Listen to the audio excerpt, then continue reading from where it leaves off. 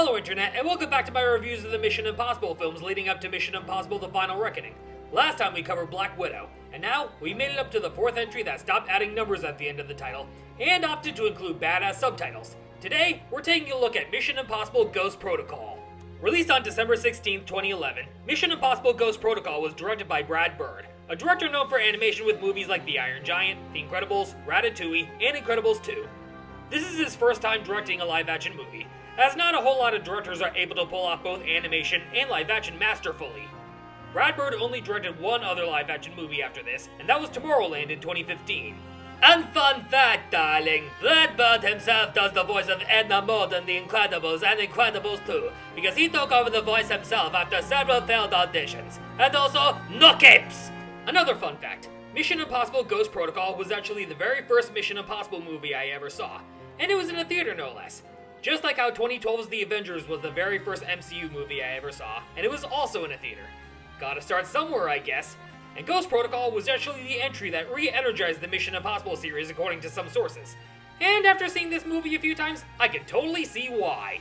In Mission Impossible Ghost Protocol, the IMF is shut down after being publicly implicated following a bombing at the Kremlin, causing Ethan Hunt, played once again by Tom Cruise, and the rest of his team to go without resources or backup in a life-threatening effort to clear their names. In other words, we're going in blind.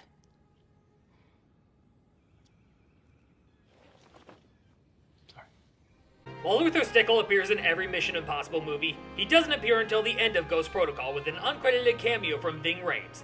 And joining the team is William Brandt, played by Clint Barton himself, Jeremy Renner. Jeremy Renner would later reprise the role in Mission Impossible Rogue Nation. However, due to his commitment for playing Hawkeye in Captain America Civil War and Avengers Endgame, his character does not appear in Fallout, Dead Reckoning, or The Final Reckoning. And also joining Ethan's team in this movie is Jane Carter, played by Paula Patton.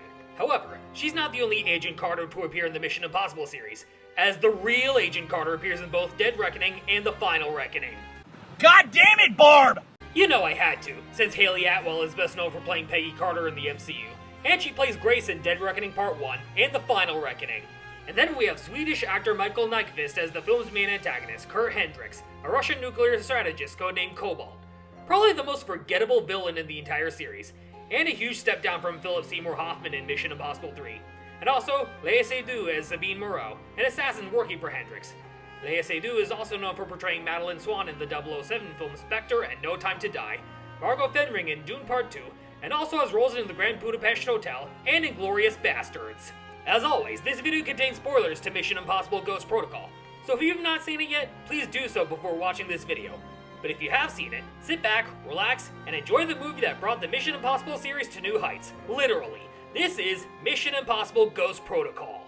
This was the first film from Paramount Pictures to use a brand new logo as part of the studio's 100th anniversary in 2012, along with a fanfare composed by Michael Giacchino, who also scored Ghost Protocol.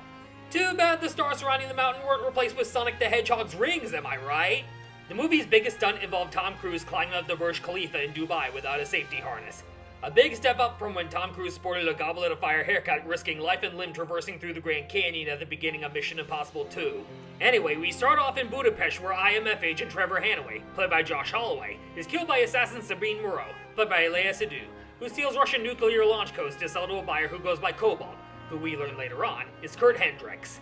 We then cut to Moscow, where our hero Ethan Hunt is being held prisoner, Lord knows why. And here we see that Benji, played by Simon Pegg, has now become a series regular after only appearing in 2 scenes in Mission Impossible 3. Benji has now been promoted to be a field agent after his role was reduced to guy in the chair in the previous film. Benji and fellow agent Jane Carter, played by Paula Patton, extract Ethan from the prison along with an asset.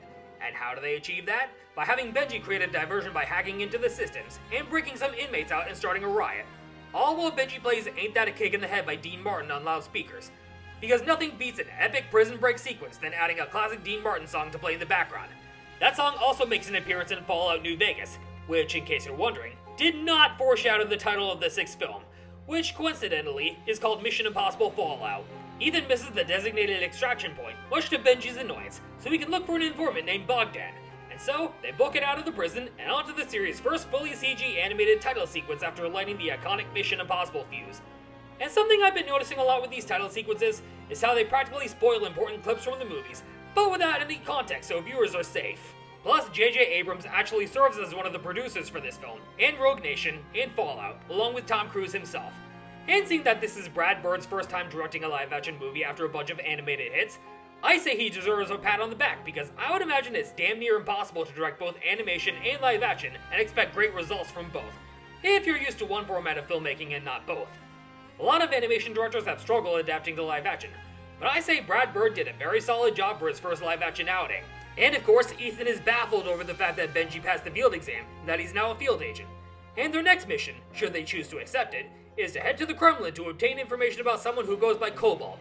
And it's revealed that Agent Carter was very close to Agent Hanaway, the one who was killed at the very beginning of the movie. And during a flashback scene involving a previous mission with Agent Hanaway, we see the ever-famous A113 Easter egg in a blink-and-you'll-miss-it moment. A113 appears on Hanaway's poison ring, and also Ethan requests evac at Rendezvous Point Alpha 113.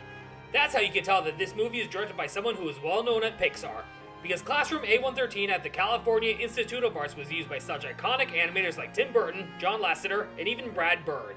It is implied that Ethan and Julia are no longer together after the events of Mission Impossible 3, and that their relationship drifted apart. We later see in Mission Impossible Fallout that Julia has remarried, but she still helps Ethan out with an important mission in that film. And you know how in the previous two films, the self-destructing messages were a pair of sunglasses and a disposable Kodak camera with retinal scans? In Ghost Protocol, it's a payphone, something common in 2011, but we hardly ever see anymore in 2025. Ethan's mission, should he choose to accept it, is to infiltrate the Kremlin to confirm the identity of the man known as Cobalt, and snag the file before it's destroyed, and he has less than 5 hours to complete the mission. And so, our IMF team, consisting of Ethan, Benji, and Agent Carter, head on over to the Kremlin to complete their mission. The Kremlin is to Russia what Buckingham Palace is to England, and what the White House is to the United States. This is Benji's first field mission, so Simon Pegg is bound to share his signature humor from the Three Flavors Cornetto trilogy, minus the F-bombs and the blood.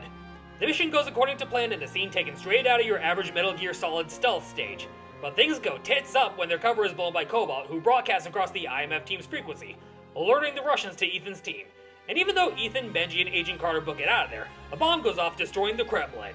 Ethan is framed for the attack by Russian agent Anatoly Sidorov, an agent of the SVR, formerly known as KGB, and he's handcuffed to a hospital bed, but he escapes, steals some clothes and a phone, and makes contact with the IMF, saying that he needs to be extracted from Rendezvous Point Alpha 113, a reference to the famous A113 Pixar Easter egg from the director of The Incredibles and Ratatouille himself. Ethan is then picked up by the IMF secretary Tom Wilkinson. Just like Anthony Hopkins in Mission Impossible 2, Tom Wilkinson's appearance in Ghost Protocol is uncredited. And riding in the car with the secretary is intelligence analyst William Brandt, played by Jeremy Renner. But for the sake of this review in Rogue Nation, I'm just going to refer to him as Hawkeye, because it's an old force of habit. I'm sure anyone could look at a photo of Jeremy Renner and identify him as someone other than Clint Barton, but not me. He'll always be Hawkeye to me. So the secretary and Hawkeye brief Ethan about the true identity of Cobalt, Kurt Hendricks, a Swedish-born Russian nuclear strategist who wants to start a nuclear war between the US and Russia. Kinda like the Cuban Missile Crisis as shown in X-Men First Class, but with modern events that I don't want to mention here, as it would cause my channel to be demonetized. And like I said, Hendricks is a huge step down from Philip Seymour Hoffman in Mission Impossible 3. And as the title of this movie implies, the US president, who for some reason is not Barack Obama, has initiated the Ghost Protocol.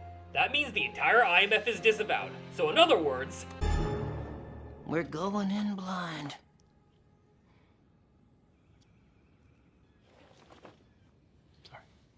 no backup, no resources, nothing.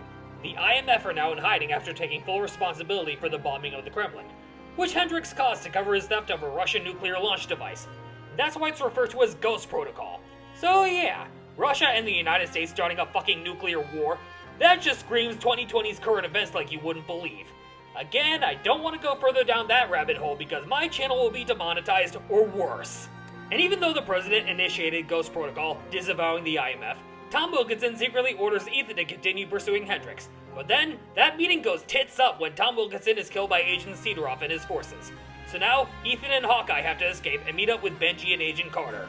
Ethan and Hawkeye find themselves in a train yard, looking for a hideout spot for Ethan's team to regroup and find out what to do since the IMF is toast, following the initiation of Ghost Protocol. Ethan briefs his team on how Kurt Hendricks is the one who bombed the Kremlin, and got away with a nuclear launch device so that he can send a nuclear missile to America and start a nuclear war. Shall we play a game? It's from a movie that was really popular. I saw. Yes folks, this scenario plays out exactly like it does in the 1983 film War Games, in which Matthew Broderick, before his Ferris Bueller years, plays David Lightman, a young computer hacker who finds himself playing a very dangerous game with a very dangerous computer. It's a great 80s film, but not one I'm planning on reviewing anytime soon. Hendrix has the launch device, but he needs launch codes in order to carry out his plan. So he is setting up a meeting in Dubai between his henchman Marius Wistrom and Sabine Moreau, the one who killed Agent Hanaway at the beginning of the movie, so he can buy the launch codes and play God. This meeting will take place at the tallest building in the world, the Burj Khalifa, home of the film's craziest stunt. Their mission, should they choose to accept it, intercept the launch codes and stop Hendrix from starting a nuclear war. But it's up to this small team of agents to pull this off because they get no backup, no resources, Ghost Protocol means it's now or never. So they fake two meetings, Ethan and Hawkeye posing as Wistrom and Leonid Lysenko, a cartographer, to receive the stolen launch codes from Moreau, and Agent Carter posing as Moreau to pass counterfeit codes to the real Wistrom and the real Lysenko. The team then makes it to Dubai and puts their plan into action.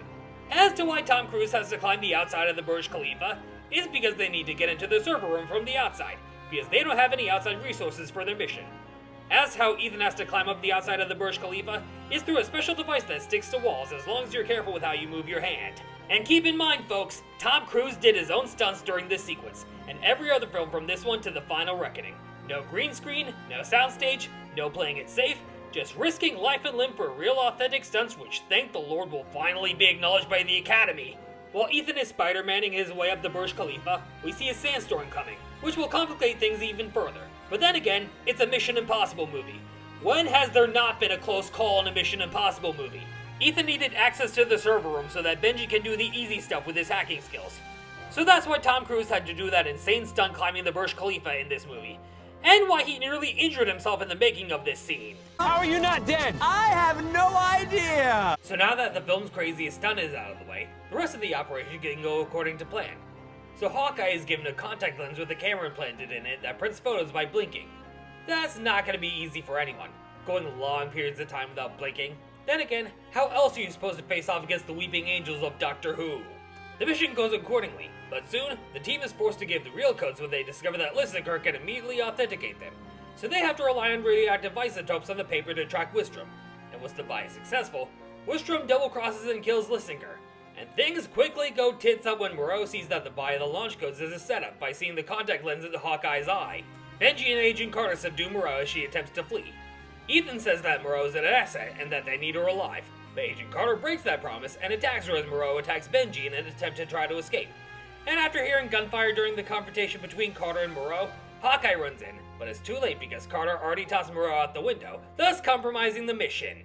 Ethan is then cornered by Sidorov, but he fails to apprehend him as he chases after Wistrom in the middle of a sandstorm sequence so well shot that it looks like I'm watching a fusion of Mission Impossible and Dune.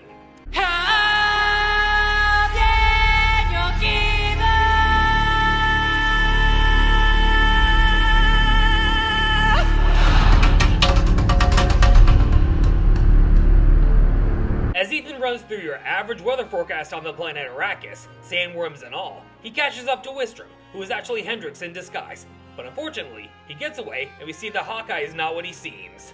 When we first meet Hawkeye in this movie, he was introduced as an analyst, but the way he fights leaves the IMF team with several questions. Turns out that Hawkeye was once a field agent, but he resigned after failing to protect Julia, Ethan's wife from Mission Impossible 3, from a hit. But we actually see that Julia is alive and well, and is seen at the very end of this movie. Remember Bogdan from the opening prison break scene? Well, he's suddenly important again. But in order to ensure the meeting location doesn't get exposed, a character from the original Mission Impossible from 1996 returns, who used to work for Max the arms dealer, puts a hood over Ethan and takes him to Bogdan. Bogdan then brings Ethan to an arms dealer, who happens to be Bogdan's cousin, and Ethan learns that Hendrix plans to launch nuclear missiles using an old Soviet military satellite, which is owned by an Indian media tycoon. According to the arms dealer, Hendrix will be in Mumbai, India, and he also gives the same information to Sidorov, the Russian agent who wants Ethan's head and framed him for bombing the Kremlin, when it was actually Hendrix all along. And why do I get the feeling that Brad Bird took inspiration from one of his animated films to have this one revolve around Russia being in conflict with the United States? I'm talking, of course, about The Iron Giant, which was set in 1957 during the Cold War. I don't think this was intentional, but seeing that I grew up with animated films, I couldn't help but notice the similarities. So in a way, Brad Bird knew exactly what he was working with for his first time directing a live-action movie, after being known for animation. So then, Ethan and his team book it to Mumbai, where they infiltrate the media tycoon's palace where a party is taking place. But they need to break into the server room in order to take the satellite offline. And then, Agent Carter goes up to the media tycoon to get information out of him, particularly the satellite's override code. But once again, things go tits up when Hendricks has anticipated Ethan's plan, takes the media tycoon servers offline, and sends a signal from a television broadcasting tower to a Russian nuclear submarine in the Pacific. And so, a missile is launched and is headed to San Francisco, a place Paramount would later revisit in 2020 because Sonic dropped his bag of rings on top of the Transamerica Pyramid. Launch the missile now!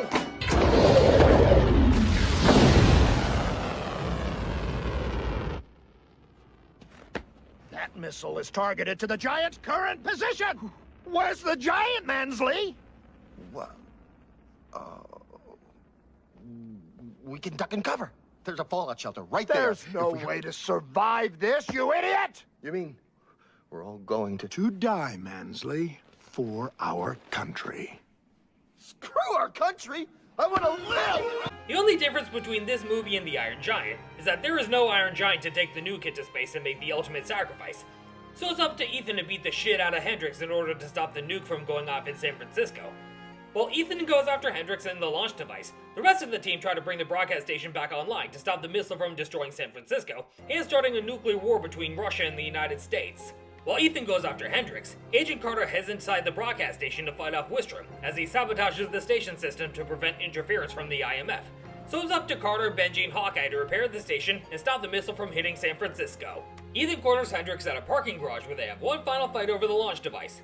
But as Ethan is about to snag the briefcase, Hendricks takes it and jumps to his death before Ethan has a chance to shut down the missile. And how does Ethan get down to the briefcase's location, you may ask? By stealing a car and driving it down to the bottom and crashing it. Meanwhile, with the others, Benji kills Wistrom and the systems are back online as Ethan shuts down the missile while saying, and I quote, "Mission accomplished." Mission accomplished! The missile grazes the Transamerica Pyramid, where Sonic dropped his bag of rings, before falling into the water below disarmed and the day saved. And as Hendricks dies, Theodorov arrives at the scene and realizes that the IMF is innocent and that Hendricks was the one responsible for the Kremlin bombing.